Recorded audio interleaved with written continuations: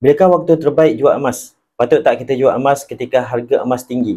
Dengan kenaikan harga emas ketika ini, ramai yang mengambil kesempatan untuk menjual emas mereka. Tapi sebelum anda buat keputusan untuk menjual emas, pastikan anda tergolong dalam 3 keadaan yang terbaik untuk jual emas ini.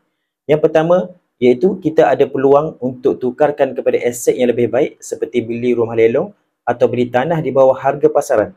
Yang kedua, telah capai matlamat simpanan seperti berkahwin, untuk menunaikan haji ataupun untuk kegunaan persaraan anda. Yang ketiga, hal kecemasan iaitu bila simpanan kecemasan anda sudah habis digunakan.